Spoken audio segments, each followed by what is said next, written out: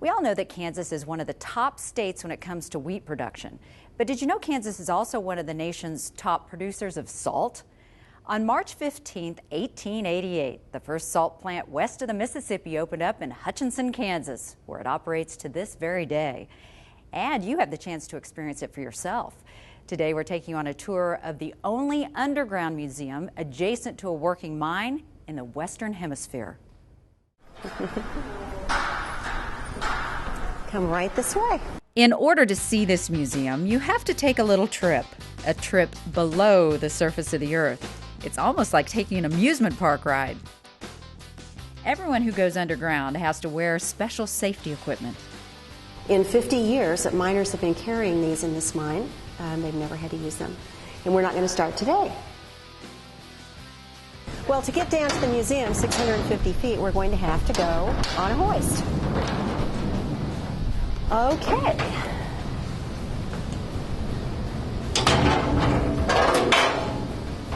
This hoist can fit about 15 people on each floor for a total of 30. It's one of the few times in your life you'll experience total darkness. The ride takes about 2 minutes, and this is what it looks like on the way down.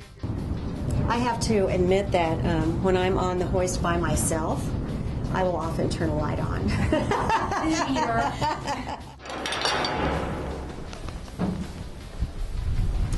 Welcome underground.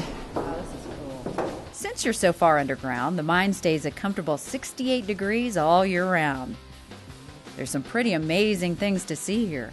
These are salt straw stalactites growing from the ceiling, and they look like ropes. Basically, a drop of water will form and run down to the end, and then salt dust will collect around it, and that's what makes them grow. They grow longer and longer until finally they get heavy, and then they just fall off and turn into dust on the floor. Because they're very, very fragile. They're hollow in the middle. They only grow in this area because this area has moisture that's coming down the shaft. The tour begins in the Great Room, where visitors are welcomed to the Permian Sea. This salt vein was created about 275 million years ago. The salt sparkles like diamonds when the light hits it. In fact, it has a sheen that makes it almost look like liquid, but there's very little humidity here, which makes it the ideal place to store valuable artifacts like these blockbuster movies. It's also the perfect place to preserve movie paraphernalia like these costumes. This is the original Superman costume worn by actor Dean Cain from the TV show Lois and Clark. This costume was worn by Arnold Schwarzenegger when he played Mr. Freeze in Batman and Robin. Well, one of the businesses that shares our space, in addition to the mine and the museum, is Underground Vaults and Storage. And they store over 7 million boxes full of materials. But what they're probably best known for is that pretty much every movie ever made from several film companies are stored at Underground Vaults and Storage. And that's all the original footage, including everything from the cutting room floor, just all the original negatives. And the reason they store here is because it's secure and because it's impervious to water, to tornadoes, to floods, to everything. The constant temperature along with the low humidity makes it ideal to preserve valuable material. Because it's so far underground, there's also a smaller amount of oxygen down here. This is one of the ways air comes down. We have 2 air supplies. We have one coming down beside the hoist you guys come down on, and the original shaft built in 1922 also bringing fresh air down. We take that fresh air and we force it down these passageways with big fans, just like big air ducts. This is not one of those finicky museums where you get yelled at for getting too close to the exhibits. In fact, that type of behavior is actually encouraged here. And then we just give them an opportunity to just let it soak in. This is a place where they can touch salt. This is one of the salt blocks that people are told to touch. One thing you are not allowed to do, though, is to bring water into the mine. And there's a good reason for that.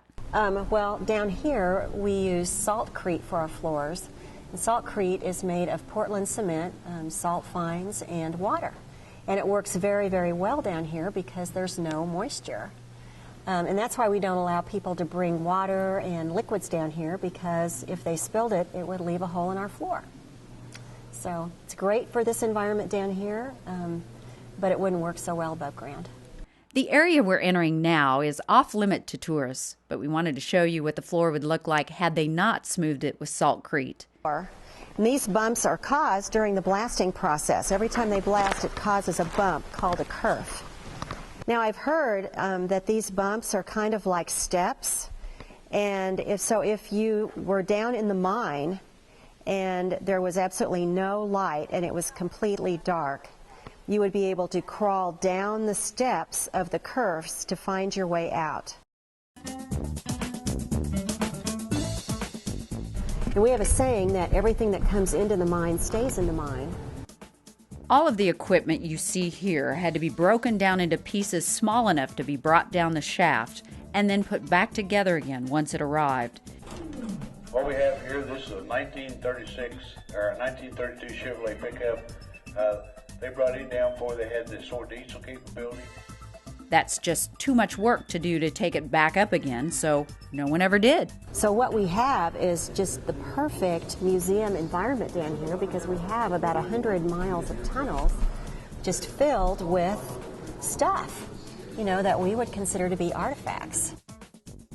This was the very first loader, hauler, dumper vehicle that was brought down by the salt company. So every time you come down here, it's kind of like when you're out in the mine, it's like an archaeological dig.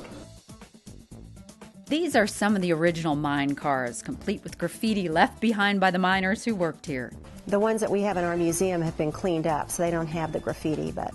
Even this trash is considered to be an artifact.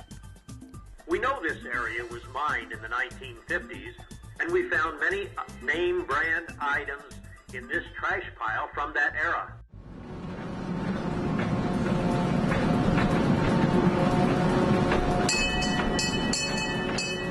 While in this mine, you can take a train ride deep into one of the areas that would be hard to walk. All on board the Salt Mine Express.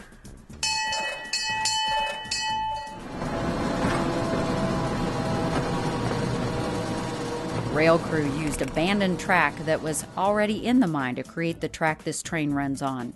The same rails and ties were used over and over by the miners, since bringing more down the skip was time-consuming. So reusing it was considered to be the best option. Which sounded great until we saw the condition of some of the rail, and we couldn't use it, so we had to go exploring. And it's more than a quarter mile away from here. We found a stretch of track and went out in the dark with our little hand tools and unbolted the rail that's bolted together. Dave Unruh was part of the team who worked on this project. Had you ever done a project of this magnitude before? No, I've never taken on building a train, especially underground. They had to bring back an estimated 4,000 feet of rail to find the right pieces to use for this 2,000 feet of track. As if searching through the dark wasn't hard enough. The rail we had to go find had to be the right size. There's different weight of rail down here, and we had to find the lighter weight. That if we found the heavier rail, we couldn't use it. So this is definitely the ultimate example of recycling, and these searchers got to see parts of the mine no one had seen in decades. There's painting on the roof of the years that they mined that out. So we'd go along, and here's 56, and here's 57, and here's 58. And then we ran out of track and came back because we ran out of mine out there also. It was the end of their runs. Like the other machinery you've seen here in the mine, this train had to be brought down in sections as well. The cars were rather easy. We just cut them in half, and then we could put them on our hoist and bring them down and weld them back together. The engine was a little more of a challenge, but then when we got ready to bring it down, it was too long, so we had to cut off 2 foot of the engine to get on the hoist, then bring it down and weld it back together, and then set it on the tracks. It's been an experience. Visitors can also take a ride on board a tram to go even deeper into the mine. And we will be reaching speeds of 5, 6, maybe 7 miles an hour. So you might want to go ahead and fasten those seat belts. If you're looking for seat belts, you get credit for paying attention. There are no seat belts. Okay, we go ahead and get started. Get on the dark ride. You learn all kinds of interesting information on this tour. Over here we have a gob wall because these boxes will last forever down here in this environment. Once a part of the mine was mined out, miners would seal it up with boxes to prevent fresh air from going into places it didn't need to be. The exhibits down here not only tell you about the history of this mine, they also tell visitors about some of the groundbreaking research that's being done here. People always wonder if there are fossils in the salt, and there aren't for a lot of reasons. But there's something that was found in the salt that's even more interesting. In 1999, some scientists led by Dr. Russell Vreeland discovered that there was salt-loving bacteria that could live for millennia inside of salt crystals, kind of encased in a droplet of water. He was able to extract the water, identify the bacteria, and get it to start replicating itself again. And so basically we have bacteria that had been in suspended animation for 250 million years, brought back to life. Sounds a little like Jurassic Park, doesn't it? This is a dish of those bacteria. Check it out. You're looking at the oldest known living organism on Earth. Scientists are continuing to do research here, looking for organisms that might be even older. Years, because this salt is 275 million years old. This research is extremely valuable to a number of government agencies. NASA is using the research when they go to Mars to look for life there, because it stands to reason, because Mars once had water, that it also has salt, and there could be ancient Martian bacteria encased in salt on Mars. As we told you earlier in the story, this is part of a working mine. In fact, Kansas ranks as one of the top states in salt production. Per year, it's about 500,000 tons of rock salt are taken out of this mine. Salt mines and evaporation plants in Hutchinson, Kannapolis, and Lyons produce salt used in products that range from road salt to pharmaceuticals. And so none of the salt that comes out of here will ever find its way onto your dinner table. This particular salt mine, just this one, is like 1.5 miles by 2.5 miles. Just this one. But the bed is much more vast than that. Experts estimate there's enough salt in the Hutchinson mine to last more than 2,000 years. All of our salt was formed when a big Permian Sea dried up. And so there's lots of water in the salt.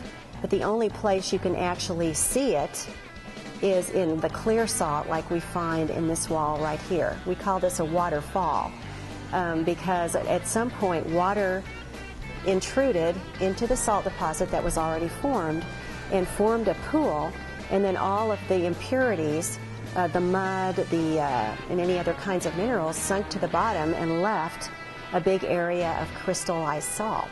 The striations you see in the salt are caused by different layers of salt and silt, or a mud layer that formed in between. But some kids say it looks more like salt and pepper. Designers of this museum encountered all kinds of challenges, but you're not going to believe what one of their greatest challenges was.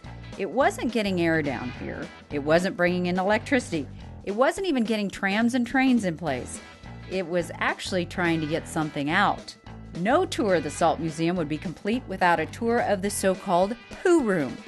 This is also a site most tourists never get to see, or maybe they don't really want to see.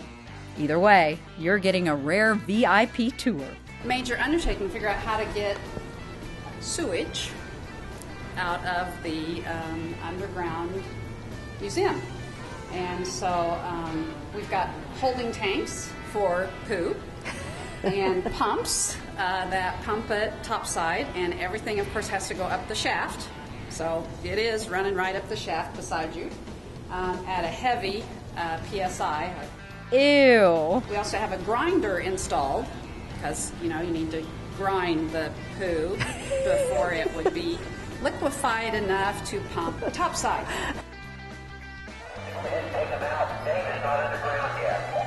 Yes, he is. He's on his way. They need to leave at 10 o'clock. Even though those who work here never see the sun, a lot of them say this is the perfect environment.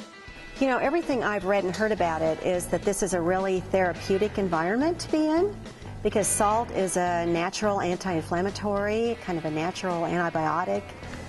So I like to think that I'm being really well preserved by being down here. Of course, mummification, was done using salt as well. So there could be a downside. People love this mine so much that many of them have held their wedding receptions, company meetings, and even family reunions here.